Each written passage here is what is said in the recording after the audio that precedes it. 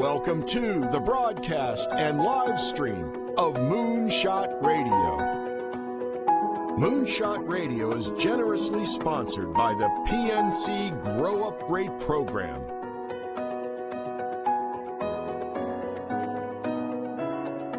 And here's your host, Dr. Nivea Torres. Greetings and welcome to Moonshot Radio, where every moment is an opportunity to learn. I'm your host, Nivea Torres, Executive Director of KRC. And with me today in the studio is Barbara Hammond. Barbara Hammond is the CEO and co-founder of the Learning Alliance. Welcome, Barbara. Thanks, Nivea. Appreciate being here today.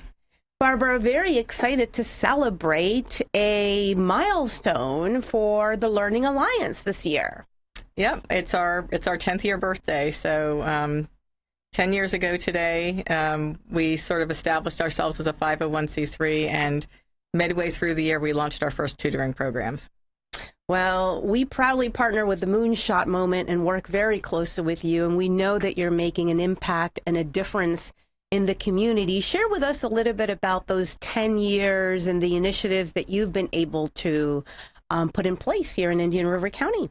Well, Nivea, really this started from a personal journey. My co-founder, Liz Remington, and I had children who were failing kindergarten, and the teachers couldn't tell us why. And of course, our kids' faces were bright, smiling, happy until they hit school, and suddenly, our beautiful children started losing the shine in their eyes, and we as parents felt helpless. So, we got curious, what is going on? And we traveled around the country really looking at best practices and realized that, many kids struggled to learn to read, and our teachers weren't getting the best training in the university. So we brought some best practice programs back. We got a hold of some philanthropists. Ray Oglethorpe, who was the former president of AOL, is a wonderful philanthropist in town, and he joined us on our nationwide journey to figure out what were best practices and could we bring them back.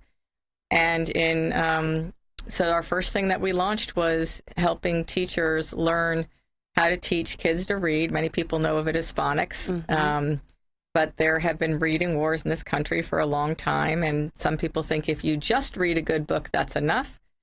And other people think there's a code to our language, and if we teach it, like C sounds like K and cat, and A sounds like A, and T sounds like T, put it together, you get K-at, cat. That's sufficient. And really what the Learning Alliance stands for is both reading great books that inspire and excite our kids, talking with them a lot, and teaching them the code to the language. So our programs have really grown from that first tutoring program where teachers' eyes lit up and they said, oh my goodness, these kids that I didn't think knew how to read, it's that I didn't know how to teach them. So our journey ever since has been about helping teachers, giving kids extra time who are struggling to learn to read, and trying to galvanize the community and coordinate community action around our Moonshot goal, which of course is to get 90% of our kids reading on grade level by third grade. Barbara, through that personal journey, was it somehow reaffirming that you weren't alone when you and Liz discovered that there were many other parents who were facing a similar challenge with their little ones? Yeah, one of the things is our kids had sort of dyslexia and related learning challenges, but when we did our research, we found out that 7 out of 10 kids in the United States of America couldn't read by the end of third grade. And more astonishing than that was that not all these kids had learning challenges. Many of them came from families who hadn't done a lot of reading and talking with them. They might have been, working, didn't have cultural practices in place, didn't understand that education starts at birth, not at 5. So they came to school behind. The parents unknowingly didn't understand that kids who come behind stay behind. So really, we realized that we weren't alone, and that it wasn't just about kids with learning disabilities, but the way to teach kids with learning disabilities ended up being really fun, really multisensory ways, great for all kids. And so really that's the journey we're on with, other parents from all around, and a lot of our philanthropists who are very successful in life have similar stories where they couldn't read as children. And their parents might have had the money to get them tutors to read after third grade, but without that, kids really at the end of third grade have only 1 in 6 chance of catching up afterwards. So that's why the emphasis on birth through third grade, the first 3,000 days of life. And although, as you say, there are some children who might have the means to have tutors and additional assistance, we also know that this is an issue that impacts all children, regardless of socioeconomic background, if they have learning disabilities. Oh, yes. So 25% of the kids in the United States of America, regardless of socioeconomic background, have some type of learning challenge. And 70% of the kids are not reading by third grade. And so we had a lot of families who were pained by their kids not succeeding in school, and the teachers, honestly, your first reaction is to get mad at a teacher because you think the teacher's the expert. And when you say, well, are they misbehaving? Are they not understanding you? They can't answer the question. So our upset turned to curiosity, and our curiosity turned to really standing firmly behind our teachers and recognizing that our universities are not preparing our teachers with the knowledge and skills they need. And what is known as research best practices and what is known about how the brain develops is not penetrating into our classrooms nationwide. So we are 10 years later. We've made lots of strides. There are communities that are moving ahead, and legislation is beginning to pass to try to get knowledge into teachers' hands, but it still is not in every classroom in the United States of America, and far from it. So we are still at it 10 years later. And excited to help move the conversation forward. Barbara, and if you had to talk a little bit about the impact, whether it's quantitative or qualitative, in those 10 years here in Indian River County, how would you summarize that? Well, we just looked at last year. We touched about 9,100 children for various programs. We have 8 different programs that have emerged from our work. And within the schools, there's about 5,000 kids, K-3, within our school system. We offer after-school and summer tutoring and in-school tutoring now. The school district just announced last year that they've had the biggest leap in third-grade reading scores that they have, ever experienced since 2011 and since the new Florida Standard Assessment Test has come into being. So we have happier kids, we have happier parents, but we're still a long way from 90%. As a school district, we're sort of at 60%. The good fun news on our birthday is that we have a Moonshot school. One of our schools hit 92% literacy this year, which is Liberty Magnet. And the tutoring that we offer in third grade has really been cited as one of the major reasons that the schools have moved up in their scores. And so anyway, the journey continues, and the better ready we can get kids before they enter school, the faster those numbers are going to move up. So we really appreciate KRC and everything, Nivea, you do, and others in the community to help get kids better ready for kindergarten. Well, congratulations to the staff at Liberty Magnet for that accomplishment. And I do want to commend you, Barbara, and this is something that I've shared with you before about the relationship that you've been able to foster with the school district of Indian River County. I think, former educator and school administrator, that really is instrumental. When you talk about galvanizing the community, it truly is a partnership that you have with the school district. Well, and what's amazing is the birth of the Learning Alliance and the Moonshot Moment came with a superintendent 3 cycles ago, Dr. Fran Adams, who is now the chairman of the board of the Kindergarten Readiness Collaborative. So she failed retirement. We hope most people fail retirement. And you find so many superintendents and retired principals and retired teachers really taking a stand for our children because they know how important this is. But anyway, so she really created a relationship which was unprecedented around the country. And since then, we're part of the National Campaign for Grade Level Reading. We've received our community 7 Pace Setter Awards. We are a leading pace setter in the country, and we are often cited for that relationship. It's continued with 3 different superintendents. So the Learning Alliance literally has been here for 10 years holding this goal and this vision for our community, for our parents, across multiple changes in school boards and superintendents. And we are about to get a new superintendent. The school board's working very hard, and there's been a lot of conversations. Can we get a superintendent who really can go arm in arm with us and scale the promising practices and taking this to the next level? And we're really all excited about, that work. And we're having conversations actually tonight on it with the consultants who are hiring the superintendent to really, because the Moonshot movement is really an asset to the new superintendent coming in. A lot of community members would have that person's back. focusing on early literacy, as we know it's the gateway to K-12 transformation. Absolutely. And I want our viewers and our listeners to just really sort of digest what you said earlier about the Pace Setter Awards. I don't think a lot of people in the community understand that this is a national recognition, that this community, all its members, school district, teachers, everyone, parents involved, have really been able to move this goal forward during this time, and that the community as a whole has been recognized at the national level. To me, that's really significant. Yes, schools can't do this alone. Education starts at birth. The Learning Alliance can't do it alone.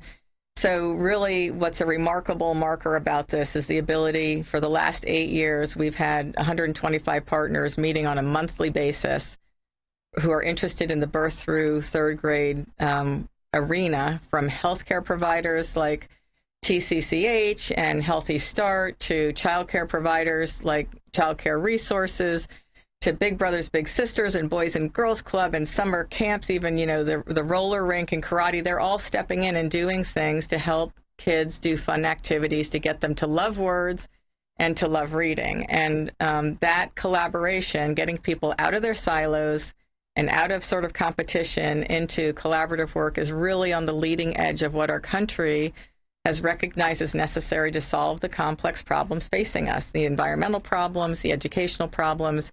None of us can do it alone. We have to, come together, put the child at the center, and innovate. And we need funders to help us innovate, because the answers aren't available.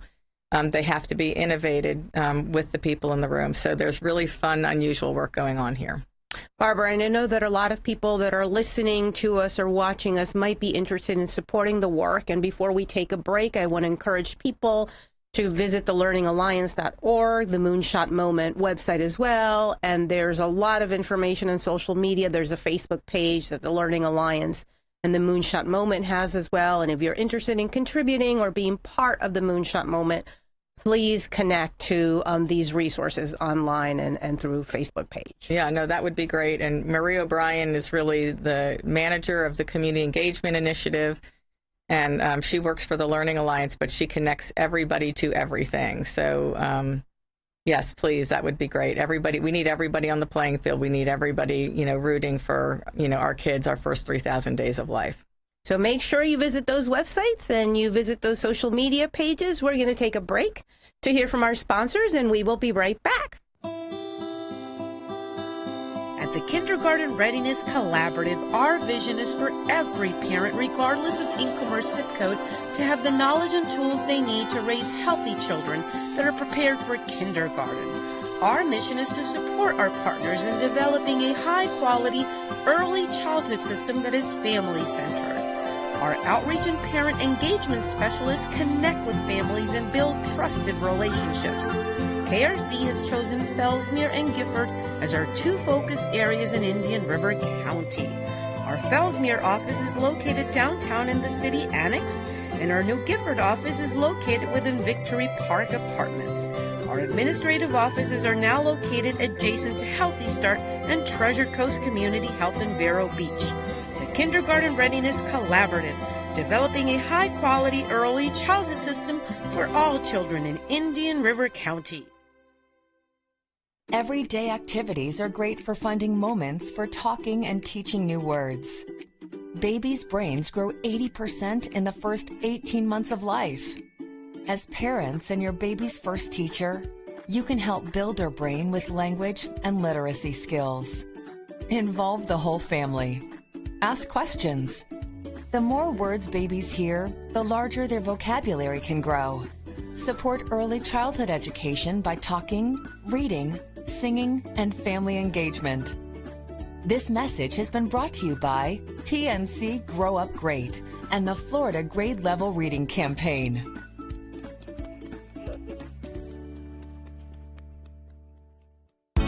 Hi, I'm Cindy, the proud owner of Cindy's Cleaning Service. I consider it a privilege to be welcomed to people's homes and offices to make them shine. We do it all from ceiling fans to floors, dusting, and windows. With Cindy's Cleaning Service, you get quality cleaning and affordable rates. We are also licensed and insured. Please give us a call and we will give you a free estimate. Cindy's Cleaning Service, 569-9348.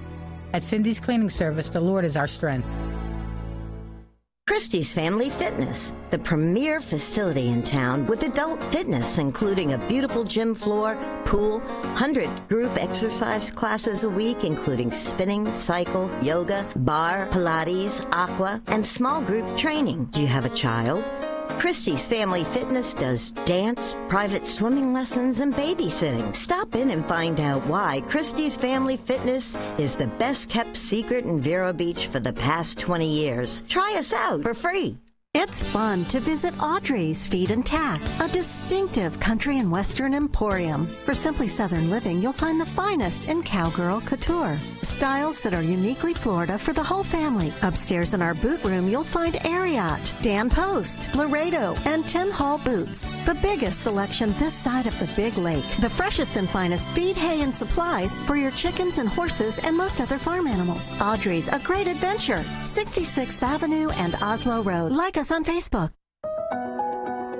We're back to Moonshot Radio, where every moment is an opportunity to learn. I'm your host, Nivea Torres, Executive Director of KARC.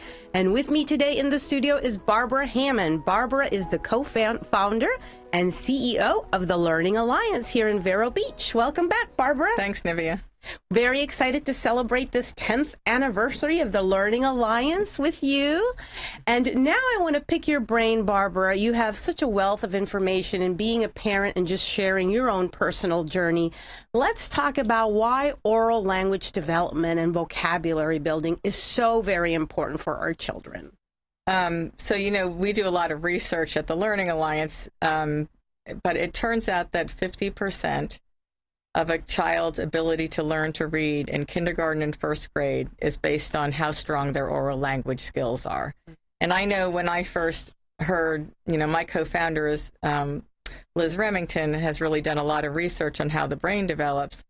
I'm like, well, what does that mean, or oral language skills? That sounds like such a big, sophisticated mouthful of words. And we really talk about just reading, playing, and talking with your kids. Oral language is just everyday conversations that can happen every moment from the time your child is born.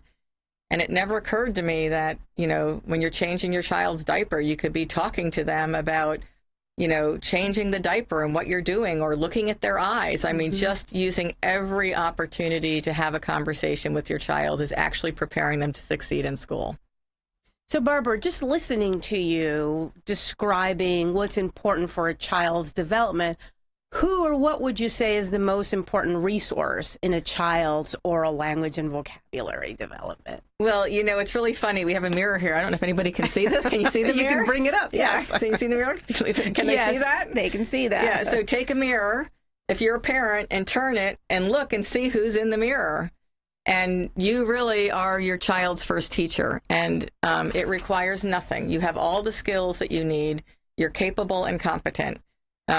It's literally understanding and feeling comfortable that just talking with your kid and talking about words and talking about what you see as you're walking down the street, even when your child can't talk, even when your child is a baby, they are responding to you, your facial expressions, and what you're saying, and they're picking up all that language.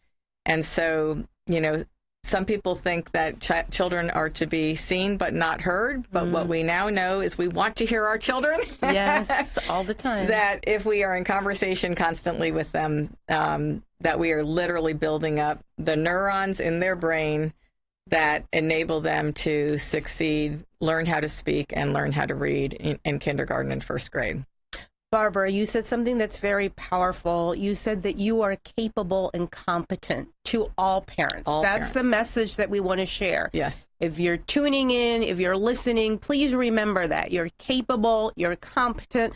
Sometimes people feel, I don't know, I'm not a teacher. This is my first time with this child. I don't know how to teach them reading, writing, or oral language development. You have the tools. All you need to do is sing to your baby, talk to your baby. Your baby mimics all these things, right? I saw the most amazing show the other day. It's called No Small Matter. And Child Care Resources showed this movie. And, I've always heard that learning is social, and human beings are social animals. They learn together. And so I sort of said, okay, but what does that really mean? And then I saw this picture, and it was a newborn baby, 45 days old, where the parent was talking to the child and looking in the child's eyes and making funny faces, right? And the child was imitating the parent. And I said, that's what learning is social means. That child is imitating your facial expressions. They're going to try to imitate your words. And all you have to do is be in conversation with your facial features, with your hands, and with your words. And, you know, of course, I read to my kids because that's what my parents did with me. But even if you can't read, talking to your kids is just 50% of their ability to, you know, to succeed. So anyway, it just astonished me, and I didn't know that when my kids were little. And I also didn't know how important it was for them to go to school. You know, my kids were in preschool, and I would take them out some days, you know, school's not that important until we get to kindergarten, right? They don't have to go. And, you know, it turns out that school for our kids at 4 years old is very important. It gives them a huge head start. You want your kid in that school every day, even if they say, oh, mommy, let's go to the beach, right? Those are very formative years, and they'll give them the head start and the ability to really start on an even playing field with where they need to be in kindergarten. And we want to continue giving them a head start. And I know you brought a wonderful resource today. Yeah. There's a beautiful book that the Learning Alliance really spearheaded, a summer reading campaign for many of our local partners. It's called The Word Collector. And how would you encourage people to use this book? Well, so here's The Word Collector, right? It was written by Peter Reynolds.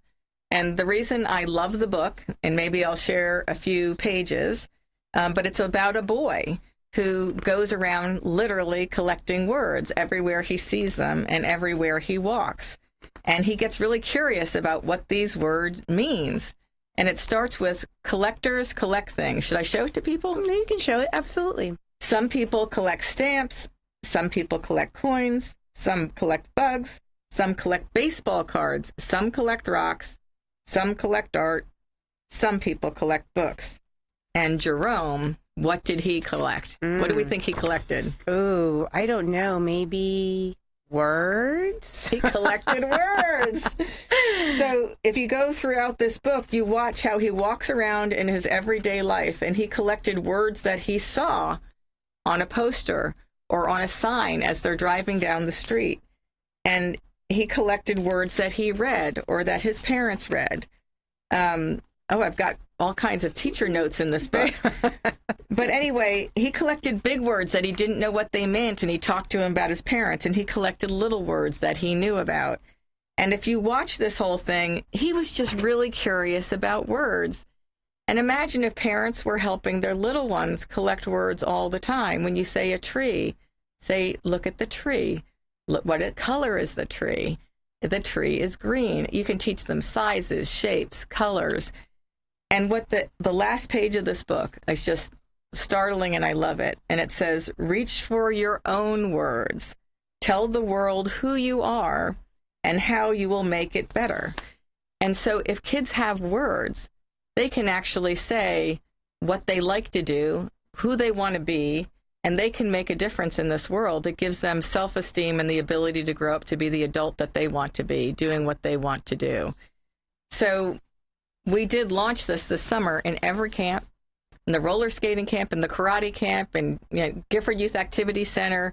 All these people had their children collecting words and putting them up on a clothesline to share with other people.